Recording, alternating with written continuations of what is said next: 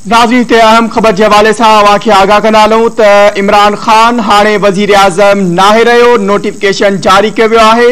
ख़बर के हवाले से नाज़रीन अवांखे आगाह कंदालूं त इमरान खान वज़ीर आज़म न रहियो आहे। काबीना डिवीज़न तरफा नोटिफिकेशन जारी कियो वियो आहे। इमरान खान वज़ीर आज़म न रहियो आहे। काबीना डिवीज़न तरफा अहिड़ो नोटिफिकेशन जारी कियो वियो आहे।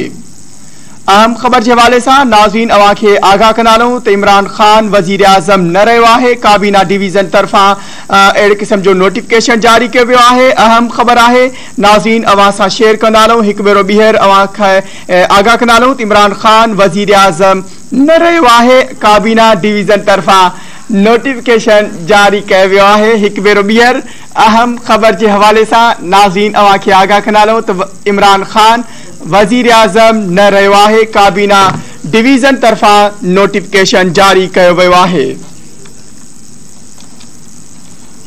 ख़बर के हवाले से नाज़रीन अवांखे आगाह कंदालूं त काबीना डिवीज़न जो चवण आहे त इमरान खान वज़ीर आज़म न रहण जो नोटिफिकेशन जारी करे छॾियो आहे। काबीना डिवीज़न तरफा जारी कयल नोटिफिकेशन में चयो वियो आहे त असेंबली टोड़ण बैदि इमरान खान वज़ीर आज़म न रहियो आहे। अहम ख़बर आहे नाज़रीन अवांखे हिकु भेरो ॿीहर आगाह कंदालूं। काबीना डिवीज़न पारां इहो चवणु आहे त इमरान खान जे वज़ीर आज़म न रहण जो नोटिफिकेशन जारी कियो वियो आहे। काबीना डिवीज़न तरफा जारी कयल नोटिफिकेशन में चयो वियो आहे त असेंबली टोड़ण बैदि इमरान खान वज़ीर आज़म न रहियो आहे। ख़बर के हवाले से नाज़रीन अवांखे आगाह कंदालूं या अहम ख़बर अवां सां शेयर कंदालूं। काबीना डिवीज़न इमरान खान जे वज़ीर आज़म न रहण जो नोटिफिकेशन जारी करे छॾियो आहे। काबीना डिवीज़न तरफा जारी कयल नोटिफिकेशन में चयो वियो आहे त असेंबली टोड़ण बैदि इमरान खान वज़ीर आज़म न रहियो आहे। अहम ख़बर के हवाले से नाज़रीन अवांखे आगाह कंदालूं। काबीना डिवीज़न इमरान खान जे वज़ीर आज़म न रहण जो नोटिफिकेशन जारी करे छॾियो आहे।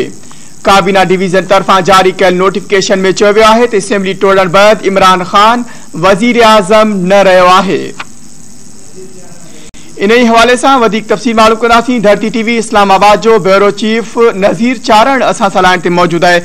जी नज़ीर चारण, इन हवाले से वधिक आगाह कदो त इमरान खान हाणे वज़ीर आज़म न रहियो आहे। जी बिल्कुल, जो अज वज़ीर आज़म खिलाफ कौमी असम्बली में अदम एतमादी जी वोटिंग थियणी हुई, उन वोटिंग के बदिरां अज डिप्टी स्पीकर तरफा जो ज़ाहिरी तौर पर गैराइनी कदम खयो वियो हो।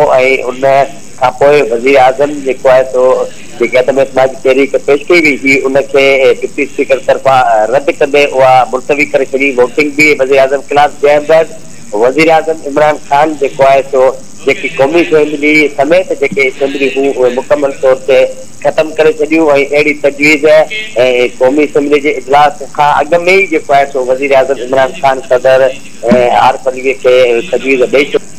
नज़ीर अपडेट करण लाइ अवां जी वॾी महिरबानी।